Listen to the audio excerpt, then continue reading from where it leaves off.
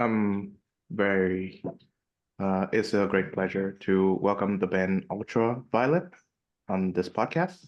They are a rock band based in New Jersey, um, and they are Miranda Taylor on vocals, Shannon Wilk on bass, and Cooper Hughes on drums. We've met. I've met Shannon before on my podcast, but unfortunately our episode did not air. So it was good seeing you again, Shannon, and it's good seeing the band all together. Hi guys, how's it Yeah, going? thank you Hi. so much for having us. Yeah, thank you. Okay, so for the benefit of the listeners, why don't you each introduce yourselves and your role in the band? I can start. I'm Shannon. I play bass and sing backing vocals in the band. Um, I'm Miranda. I'm the lead singer. and I'm Cooper. I play drums and I sing backgrounds in the band. Okay, wonderful. All right, so let's begin with the name. So how did the name of the band come about? So me and Ashley, our guitarist, we started jamming. We met at a local show, and we had a few name ideas. It took a while to figure out a good name. That was probably one of the hardest things starting out. Um, but yeah, I thought of Ultraviolet. I mean, I had like a list of names that I've been thinking of if I ever was in a band, and Ultraviolet kind of spoke to me, I guess. I really liked that one, so we ended up going with that. Okay, cool. Yeah, I should mention also that we have one Ashley Silva on guitar, but unfortunately she could not join us on this occasion. Okay. Yeah, so tell me about the other names that were on the list but did not make it. Yeah. So one of the ones that I had been thinking about a while as well was Security. Um, I liked it, but then I realized it wasn't the best when we were trying to think of names. Um, we also for a few weeks we had the name Belladonna. Mhm. Um, that one didn't stick because we liked Ultraviolet more, but like we had made like an account for it and everything. But yeah, Ultraviolet just felt better, and it was a much like more recognizable name, I feel. Mhm. So we went with that one.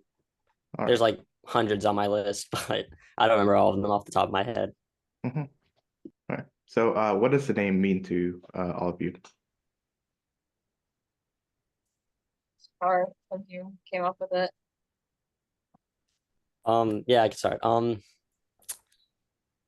does it mean to me? I mean, really, when I was thinking of names, I was just trying to think of something that a person. I have like two big things when I'm thinking of a name. The first one is I like a name that you could be in a stadium and hear people chanting, because if you have like an 8 word name, you're not gonna have a lot of Mhm. people able to just be in a crowd and be like, just chanting it out. But I feel like Ultraviolet kind of flows well. So I like that. And then um I mean, like I said, I'd been coming up with these names for a while, and Ultraviolet and Security, the other one, were on the top of my list. So I was like, let me try it. We'll see how it goes. And I mean, everyone seemed to like it, so we kept it, and I'm happy we did because it's a good name. Mhm. Wonderful. And for me, like the name was I think it became Ultraviolet from Belladonna, like when I just joined the band, I think. Or when I first filled in with the band and then ended up joining the band. Um, but yeah, when Cooper reached out to me to play with them, I was excited to play with people my own age, first off. But then like I saw the band name and I was like, oh, that's so cool. Like that's such a cool band name. Because like a lot of the time you see like smaller bands or like local bands and they'll have like really odd names that just kind of don't really sound right or like kind of sound like they're trying too hard sometimes. But like, especially younger bands, like you don't really know like what's gonna sound good to a listener or whatever. But I heard Ultraviolet and I was like, oh, that's it. And then like even now, like I have people coming up to me and sending me messages all the time being like, Ultraviolet is such a cool band name, like all this stuff. So it's really cool. It's a really cool name, I think, and I'm glad it's not something cheesy. Yeah, I agree. I love the band name. As soon as I found out about Ultraviolet before joining, I was like, that is such a badass name. And I don't know, I just think it's a very like powerful band name. Mhm. Yeah. It reminds me of this one song named Ultraviolet of the band U2. Was out their Yeah. 1991 album, Achtung Baby. And of course, Deep Purple. I suppose Violet and Purple, they are close cousins. Yeah. Yeah. We actually had someone comment on our one of our TikToks that they were thinking about starting a band called Ultraviolet for like years, and I was like, "Ah, we did it first." It's wonderful. Yeah. Oh, before I begin the next question, yeah, Shannon, we've met before. I think ever since we met, you've graduated from high school. It was an early Yeah, graduation, so congratulations on that. thank you. Yeah, and also the guitarist Bella Rain from San Francisco. She says hi. I got Yay, to, I love her. yeah, she's wonderful. Yeah, She's I recently awesome. had a chance to interview her band, Boonfire. They recently released a new album. You guys Oh should yeah, all check that out. absolutely. She's a great guitar player. I finally got to meet her in person when I was in LA in January, so that was great. She's Oh, awesome. awesome. Great Yeah, player. yeah, wonderful person, wonderful guitar player. Yeah, so tell me about how the band was formed. So I met Ashley, our guitarist, at this place called Dingbats in Clifton, New Jersey. We Um, just played there last night, by the yeah, way. we did play there last night. That was a great show. Um, but yeah, so I met her and she was trying to start a band. So I reached out to her. I have like a little studio in my grandma's basement, which we don't use anymore, but now we're at her house. But we jammed there a few times and we really got comfortable playing with each other and we were just having like a good time. And so we started writing stuff and then we had a show in Woodbridge where I called Shannon to see if she could fill in for us because we didn't have a bassist at the time. And I mean, she knocked it out of the park. So we definitely wanted her in the band, and she wanted to be in the band too, which was great. And then in January, Miranda reached out to us because we were looking for a new singer, and we had her come in and do a hour long practice with us, and we just jammed a few songs, and we all really liked her, and her voice is amazing, especially for the songs we're playing. So yeah, we asked if she wanted to be in the band, and she really wanted to, so it was awesome. And I'd also like to expand upon that. When Cooper reached out to me, like Cooper and I knew each other for a couple years just from like local shows and stuff. And he reached out to me asking to fill in with the band. And I was super stoked, like I said, to play with people my age and also other girls, which was super cool, except for Cooper. um, and so yeah, we did the show and it went great. Like even when I got to rehearsal, I was like, oh, like the vibes are really good. And the show was really good. And then afterwards, I think I sent a text like in to like all the band members, and I was like, "So do you guys like want me to play bass full time or like because I just it felt right. So and it ended up working for us. And then Miranda, we were supposed to be rehearsing with another singer. I was in South Jersey, which is like a 2 hour, 2.5 hour drive from me. It's like I drove down there. I was supposed to be staying there for the weekend and we were gonna rehearse with this other singer.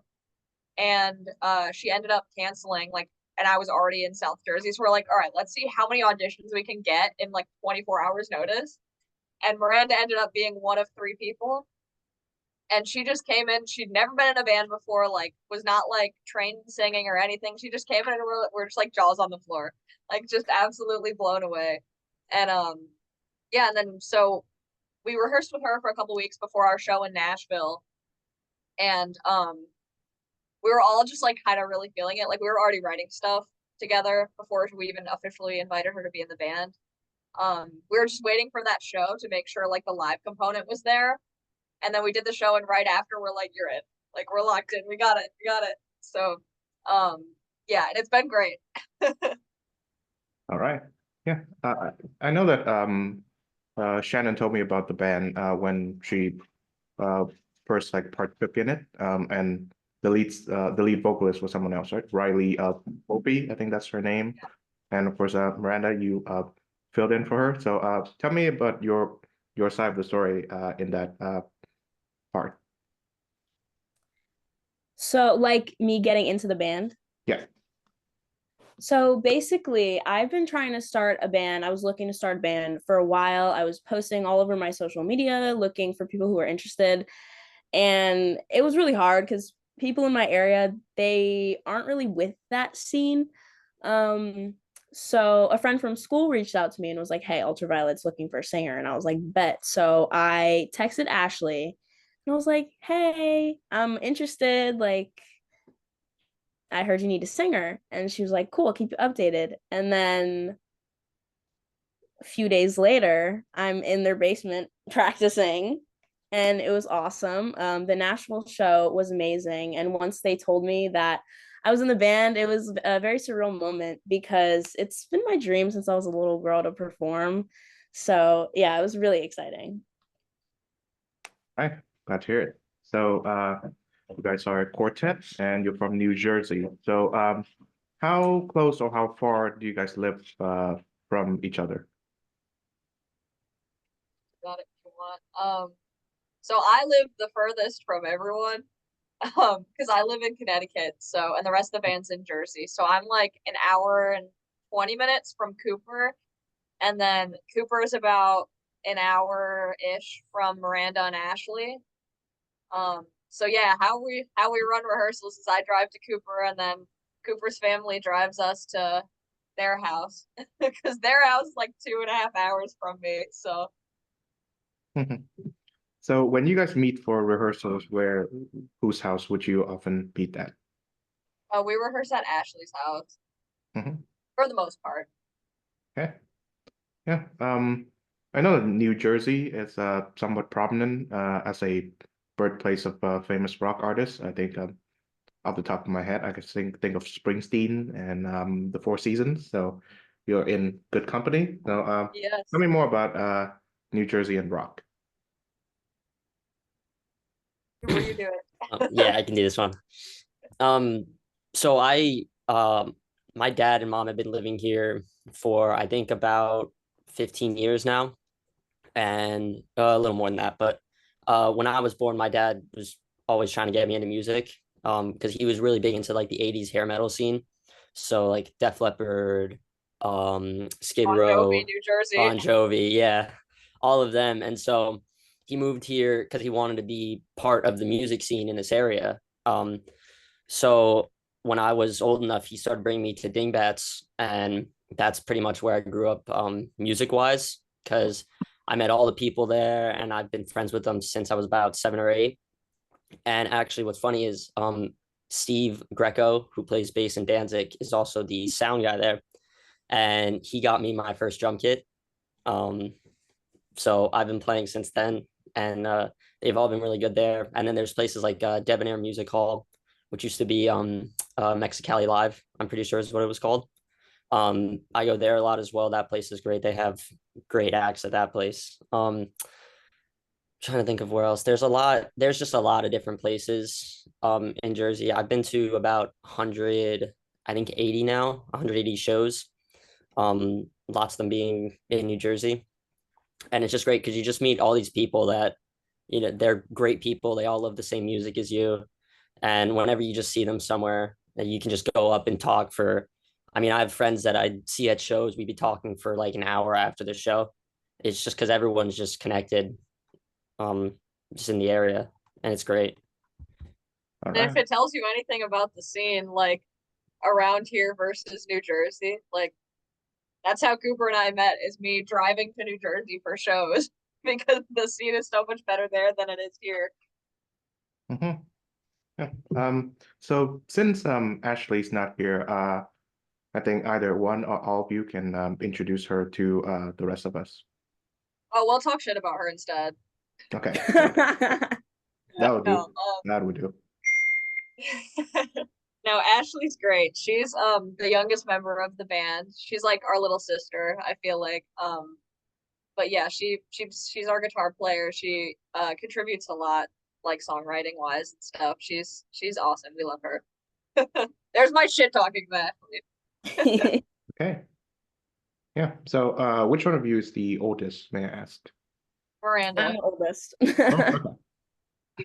And So what's it like being the oldest? Sometimes I remember how old Ashley and Cooper are because, me and Shannon are only a few years apart. And I'm like, oh my God, you guys are babies. Maybe. But then I hear them play and I'm like, how? Like, you guys are so talented. And it just blows my mind every single time, especially when, they'll like show me new stuff that they wrote. They're like, oh my God, look at this. I'm just like my jaw is on the floor every time I hear all of them play. Awesome. Yeah. So Shannon, I understand that you also have another band, Broken Road. I think they're closer to Yeah. home at Connecticut. Yes. So Well, kind of. Some of them. yeah. So tell me about being part of two bands at the same time. Well, Broken Road's kind of on a little hiatus right now.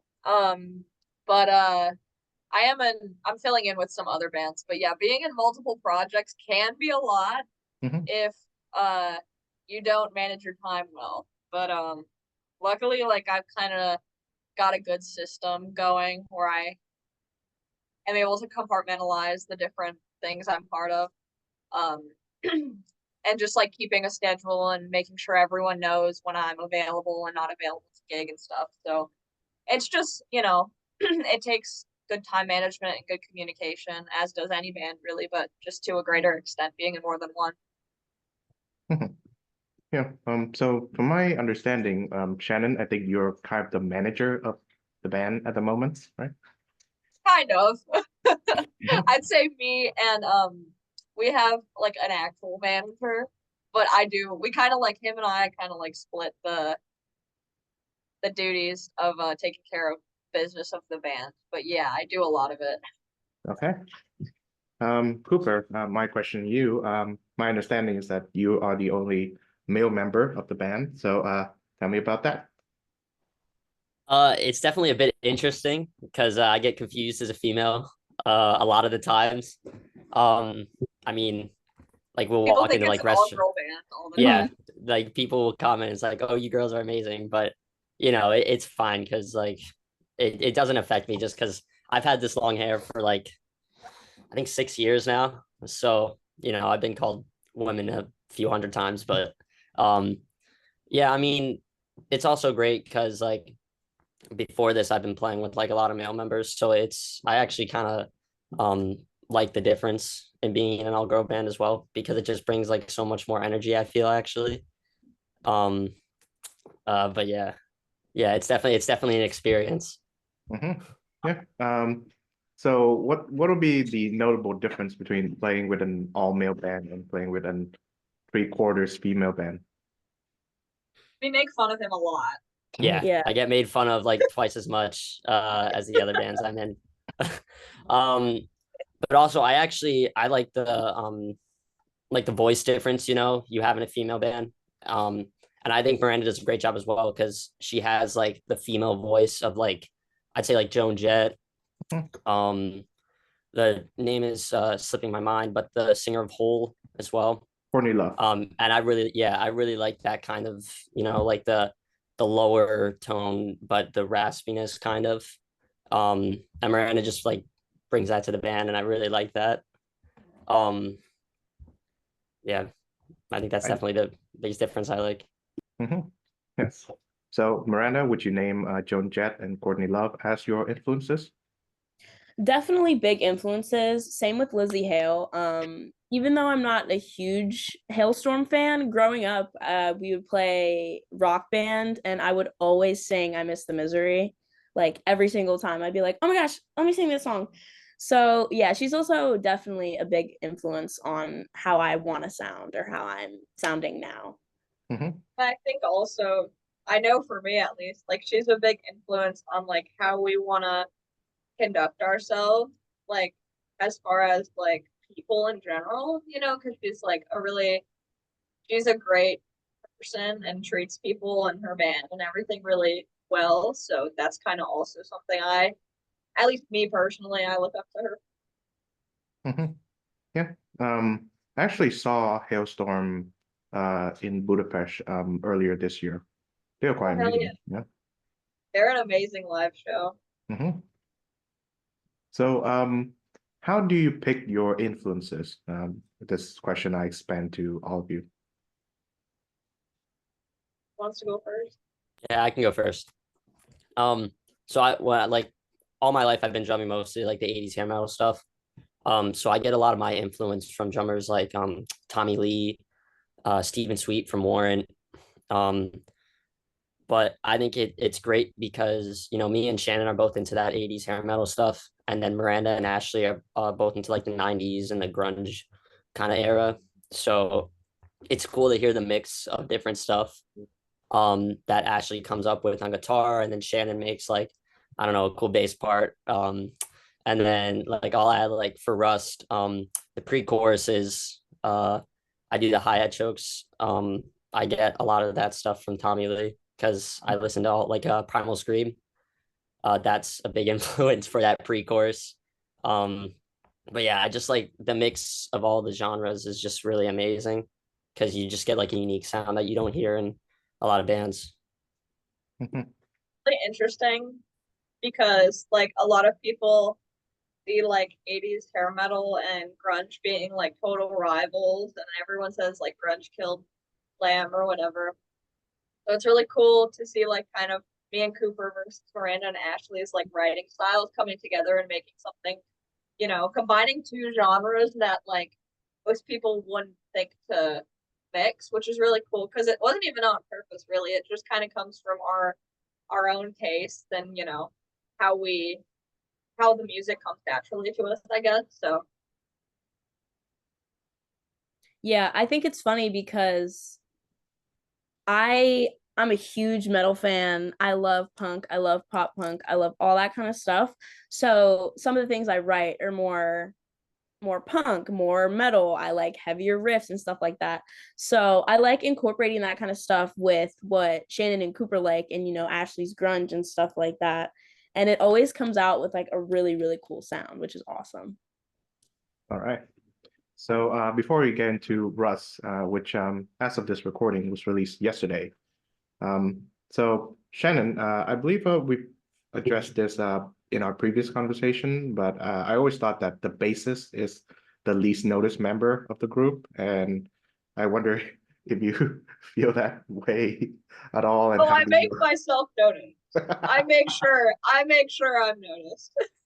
Hey. No, but in all seriousness, no, I don't feel that. I don't know if that's just a me thing because I like perform kind of a lot. Like I am very active on stage and stuff. But also just like in writing in general, like our songwriting, I write a lot of our songs are pretty what's the word?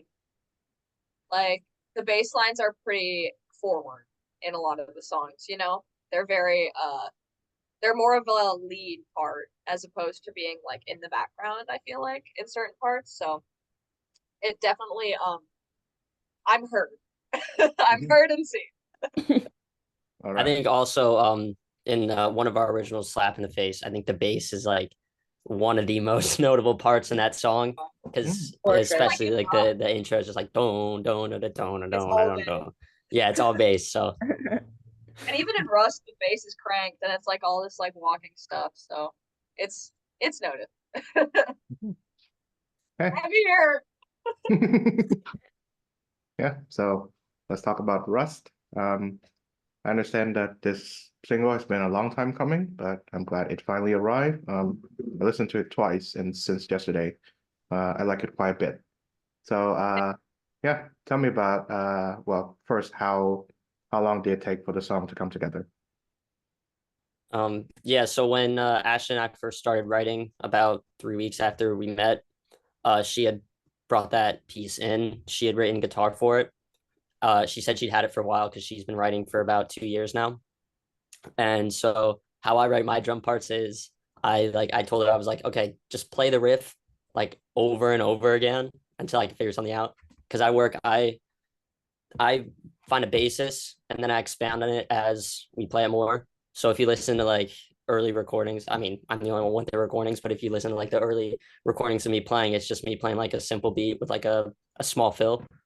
Um, but yeah, so she wrote that, and that was in about I think the beginning or end of March, somewhere in the March area of 2023. And yeah, Shannon wrote a bass part before one of our gigs. Yeah, that was in In like October. yeah, in October. So, And I mean, it was a pretty slick bass part. It was really cool. I wasn't even in the band at this point. I was just doing a fill-in gig with them, like a one-time gig. And they sent me these songs. They're like, well, we don't have bass parts, so do what you want. And I was like, okay. So I did, but that's what's on the album now. Okay. So I understand that the album is produced by Steve Zing of Danzig. I believe Shannon, you have an interview with him in your wonderful show, Rockin' Interviews. Yeah.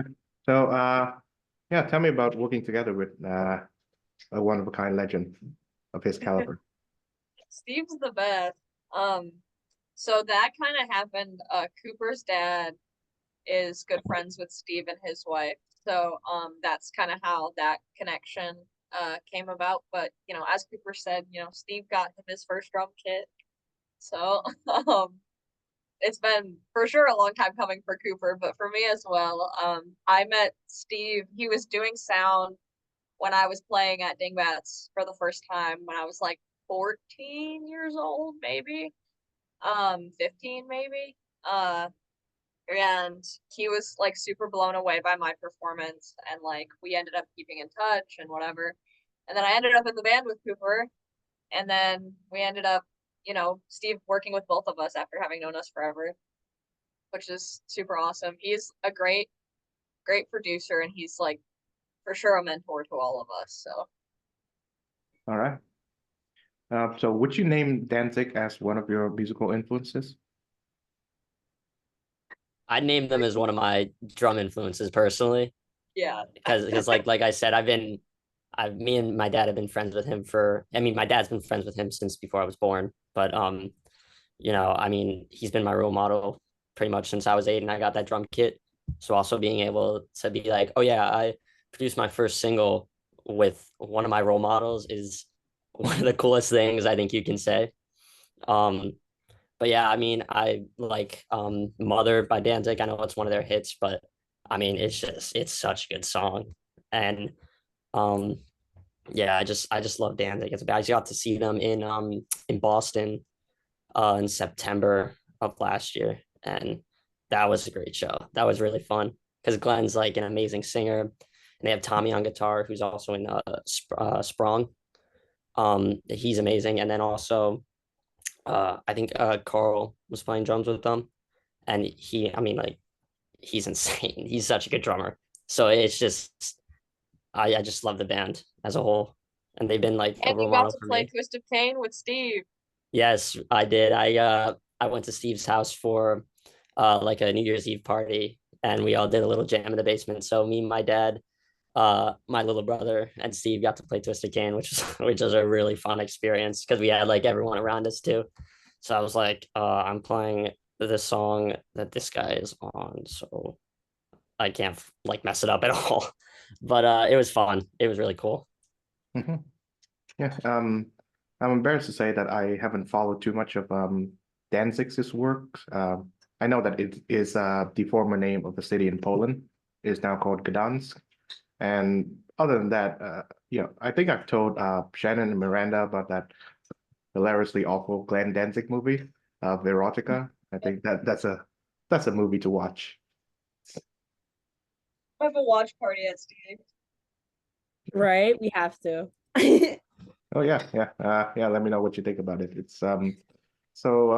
Danzig, I mean Glenn has a comic book company, and he based that movie on I think some of the comic books that were published under that company of his, and it's an anthology. So there are three separate storylines crammed together in like 90 minutes, and they're all just incredibly bizarre. So We'll check it out for sure. okay. Yeah. So do you guys have any movies that are rock related or based on rock and roll that you find to be to your liking? I have a lot. That's like all I watch for movies. They make fun of me because I never know any movie references. But any, if Ashley was here, she would love that because she makes fun of me hardcore. But I'm big into like any music related movie. Like The Dirt, the Molly Crew movie, Bohemian Rhapsody. And then like there's also a ton of like more obscure ones. Like The Runaways have a movie, which is super cool. Um, there's just a ton. There's so many like old school. The Decline of Western Civilization too. That's a documentary technically, but it's super cool. Like all that. I love it so much. It's my favorite thing in the world. It's like I didn't get to live through the 80s, you know, so to be able to like watch these movies and kind of like live through a piece of it, you know. Yeah, I recently watched The Dirt, so I really enjoyed that. But there's also a movie called The Rocker, with Rainn Wilson. Uh, it's just about like a 50-year-old that's drumming with a bunch of teenagers and trying to tour with them, and it's a funny movie. Um, but it's a great movie. And then also as a drummer, I really like the movie Whiplash. I know it's not like rock related, but it's a very good movie in my opinion. Mhm. Yeah, as Shannon said, the Runaways movie. I watched that just a few months ago because I was looking for a movie to watch, and I loved it so much. I was like getting pumped watching it. I was like, oh my gosh, I'm so inspired right now. Like it was, I really enjoyed it. It was really great. Mhm. So far, my favorite rock movie has been This is Spinal Tap. I haven't seen Classic. it in a long time, but I remember the best. The was it the recurring gag about drummers and how they die under like a bizarre or mysterious circumstances. I think one of them died choking on vomit, but not his own vomit. That's one of it. So yeah, Cooper being the drummer, you probably should You're in the go away. Yeah, I'm gonna have to put that. I was actually just talking with Mason from Mainline who played with us last night. I was talking to him about that movie because he was saying it's a really funny movie, so I'm gonna have to watch it now. Hmm. Yeah, and I've heard that Rob Zombie also directs like really weird movies too. So I love his movies so much. mhm, Of course you do. So much. House of a Thousand Corpses, banger. mhm. Yeah. So good. Have you seen his Halloween treatment, like the where he remakes John Carpenter's Halloween? I have not watched that yet, Mm, yeah. but Um, maybe I will. mhm. Yeah. I'm not a big fan of horror movies, and I get a sense that one of you may be. So tell me about the Halloween remakes. Do you have any opinions on them at all? Like the most recent ones at least. David Gordon Green directed them. Fun fact, I actually never really watched the Halloween movies or the remakes. Hmm. Um, yeah, I don't know. I was huge into the Conjuring series. I think I've watched every Conjuring movie. Love those. I love like paranormal horror and zombie movies. Those are my favorite. Um, yeah, no, I honestly never really got into the slasher movies. I've watched I think the two newest Scream movies. Um, but yeah, definitely more into supernatural and zombie movies. Yeah. I've I've watched the first Scream movie. I can't say I really like it a lot. I prefer the more supernatural Wes Craven movies, as I do prefer like horror movies with more supernatural elements. Mhm. Um, so any of you know of the director David Cronenberg? Canadian filmmaker. He rose to prominence early in his career, making what are called body horror movies. I think the first film that you can check out is a Videodrome about a television cable producer who gets morphed into the program that he is producing.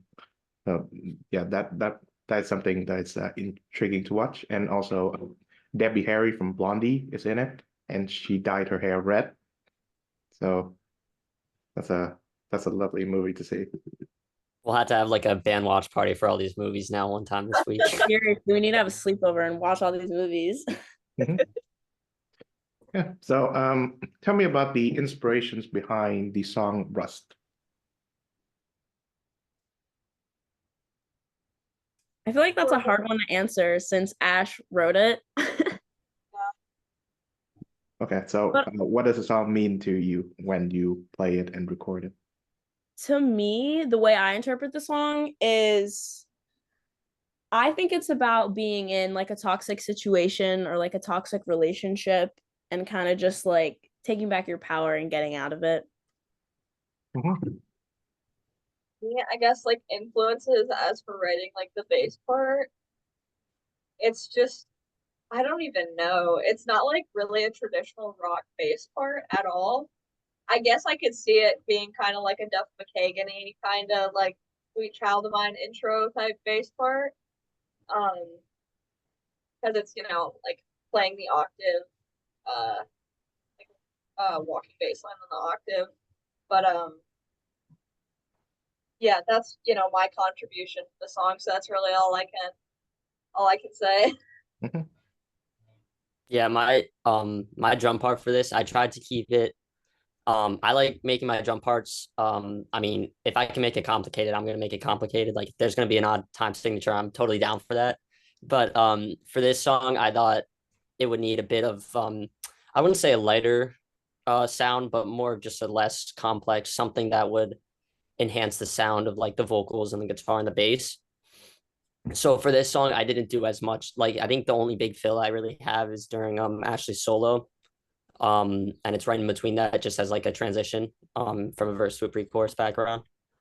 Um, so I wouldn't say there was a lot of inspiration for this song necessarily, just because um, I was just trying to not like keep it simple, but just make sure that everything else kind of spoke out as well. Because I don't like I hate being the It's one person that has to overpower everything. Um, so yeah, so He's that's how already I the wrote my only drum guy in part. the band, so Yeah, that's enough attention for him. yeah. So, tell me about when you guys first debuted this song live. Yeah, so we first debuted it in October at a Woodbridge show. It was for Ashley's I don't remember what it was for, but it was in Woodbridge. It was like a high school festival, which was actually it was a really fun show. It was like outdoors. It was nice and hot outside. So, but but yeah, that was fun because like we had all our parents and I know like my grandma came and it was just fun being able to finally like show people not only family but just the people that were there like, hey, we wrote this song. Um, it's just fun getting it done. So I really enjoyed playing it. I think um it's cool to listen back to it as well because it's definitely not the same as it was then. I mean, stuff's been changed for sure. So it's cool getting to be like, oh yeah, we debuted it here this way, but now we play it this way. So I think it was a cool experience finally, because that was also the first time I'd played my own song, like a song that I was a co-writer of live. So that was also a fun experience because of that. All Yeah, right. and also the song like changed from even like the first time we recorded it because like we re-recorded this song at least like me and Ashley's parts like three separate times and like added like a bunch of different parts to it. And because we ended up changing the key of the song or we were planning on releasing it. So yeah, the song's seen an evolution certainly, even since from the time we played it live for the first time to recording it to how we play it live now and how we recorded it, stuff and all the layers and everything. So And Mhm. the cool thing is too is when we were working with Steve is a great producer because he can take your song and enhance it and bring it to the next level. So it's great because like even we had gone back in to record one more song and the first thing he said was, hey, actually I real quick I want to put some acoustic behind the song because I think it would sound really good and help better the song. And we added it and it sounded amazing. So, we only have one. Ashley's the only guitarist, so we don't do the acoustic live, but I think on the recording it definitely adds a bit of a nice touch to it.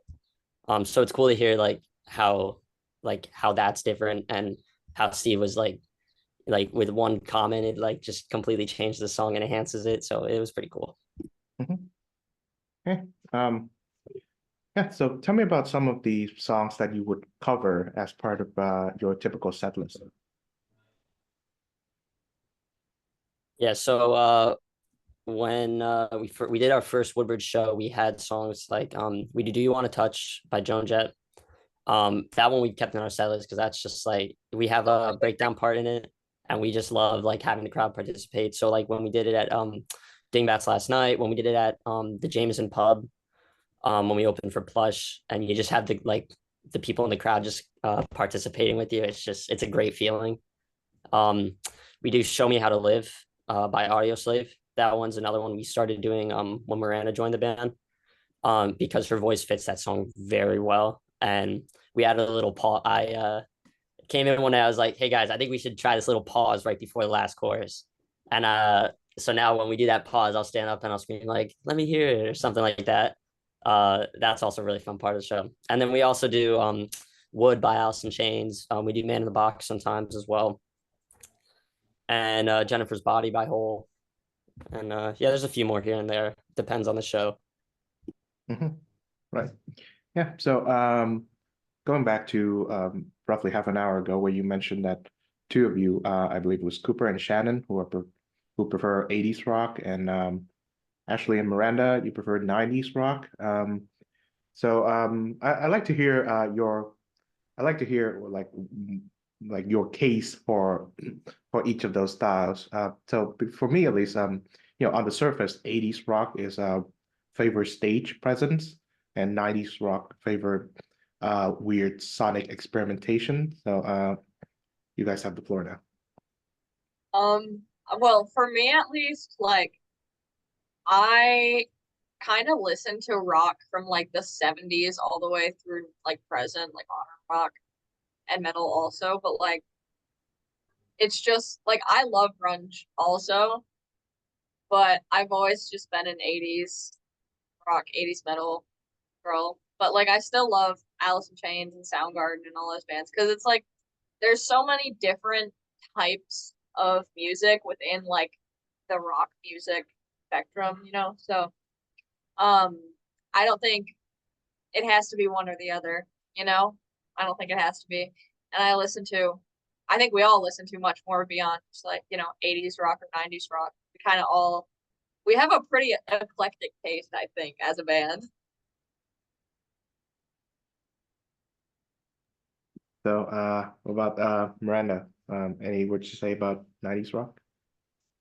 So, funny thing, I grew up listening to older punk because that's all my dad played, that's all my dad listened to. So I grew up listening to that, and then I was influenced by my sister with like emo stuff, like pop punk, and then it slowly shifted into more of like 90s rock and metal and like new metal and stuff like that. Hey, that's amazing. So yeah, tell me more about how you managed to synthesize your influences into your recording slash performing processes. Honestly, I just try, like, for example, if we're doing a cover, I just try to embody that person's voice as much as I possibly can. Um, and like add my little twist with it. Um, I really like trying out different things, like different techniques people do, and see how it fits with my voice. Okay. So Shannon, since you are familiar with both the rock scenes of New Jersey and Connecticut, how would you compare them? They really are there's not a comparison there really. The New Jersey rock scene is amazing, especially for original bands. That's something that is very, very, very difficult to not only find members for, but also to find places to play in Connecticut for original music. There's a very big cover and tribute band scene here. So it's kind of hard to do anything but that. But New Jersey's like not like that at all. I mean, they definitely have their fair share of cover and tribute bands, especially like, on the shore and stuff. But it's definitely like a hotbed for original rock music, and there are a ton of venues there that actually want original bands, which is something that's impossible to find here pretty much. But yeah, so I guess that's kind of the big thing.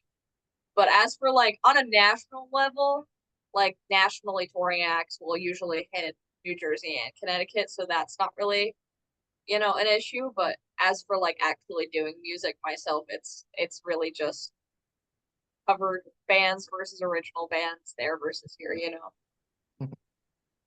So, are you guys gravitating towards more of a cover band or an original band? The Definitely an idea is original to be band. all original. Yeah. Okay. So I'm guessing there will be more original songs coming in the future.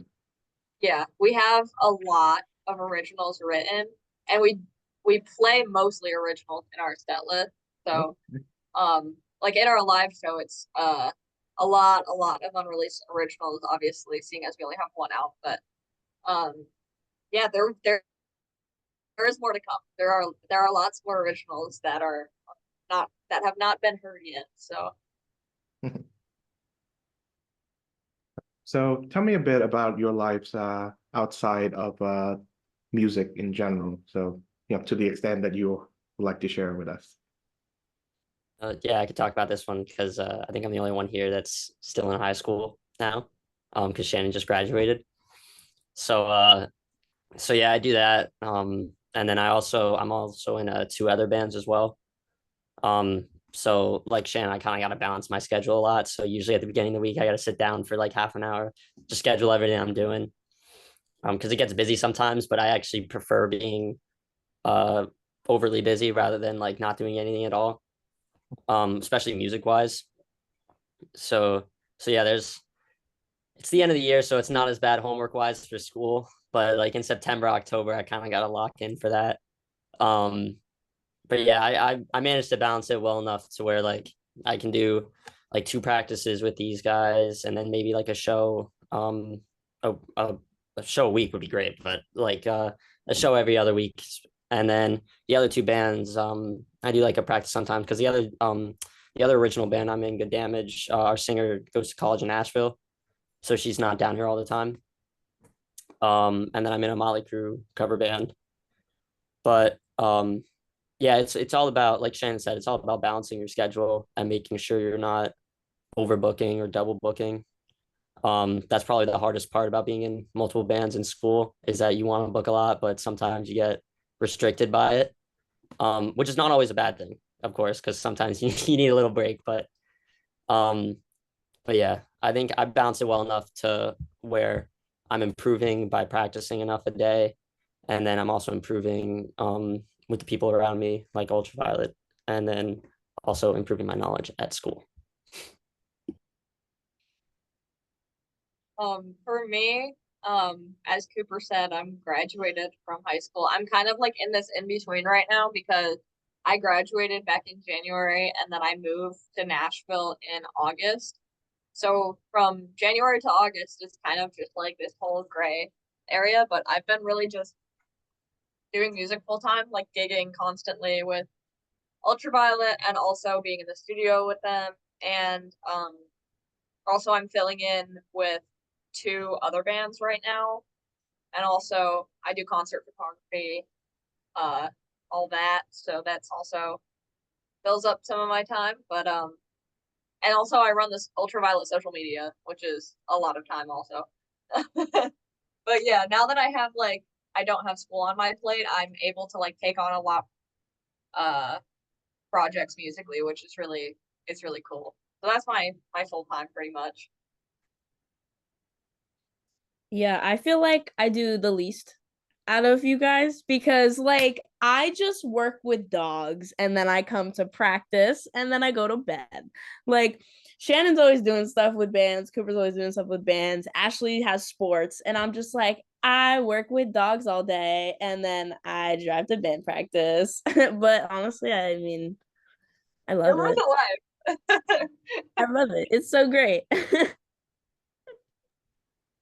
Yeah, I do relate to what Cooper says in that I'm one of those people who find it easier to be engaged whether I'm working or studying rather than relaxing. And of course, whenever I'm working, it's preferably towards something that I have some interested in is when I am the most engaged. And I prefer to be busy rather to be, I guess, not so. So I wonder if Shannon and Miranda, you guys feel the same way. Definitely.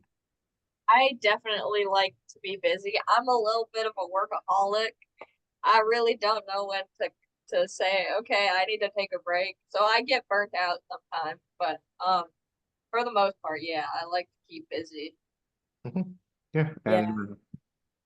and recently with exams and such, I feel like I'm like extra busy, and I really need to take some time off after my school term is over.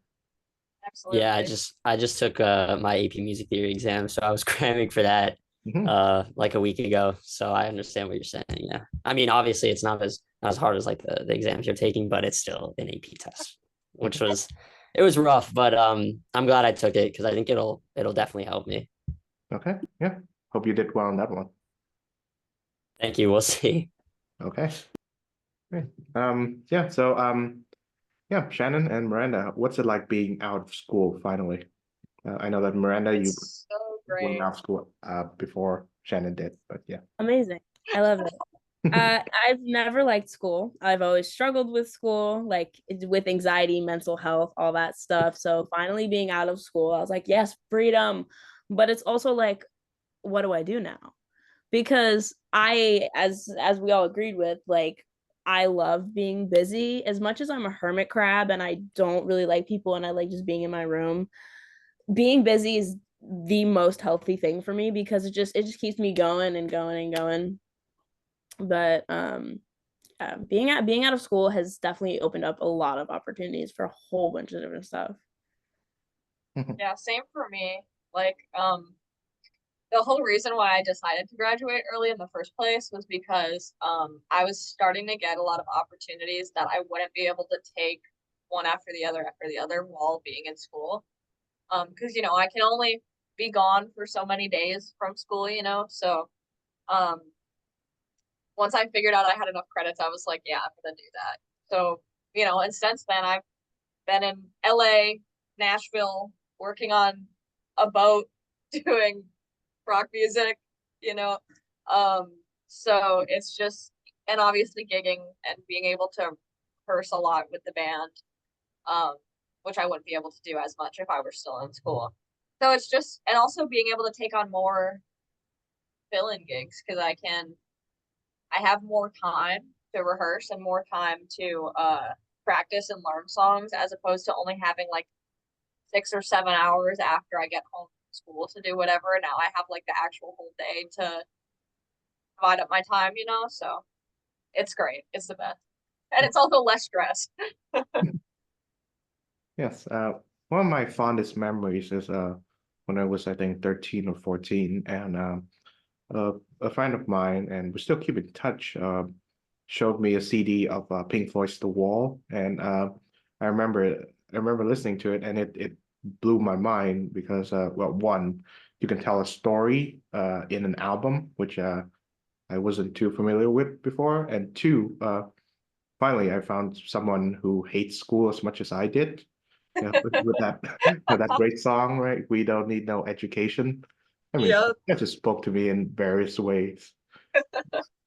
Yeah, yeah, I haven't listened to the entire album in its entirety for years. I think that it's a very dark and very pessimistic album, so you have to be in a certain headspace to do so. But for sure. that is one of the great albums.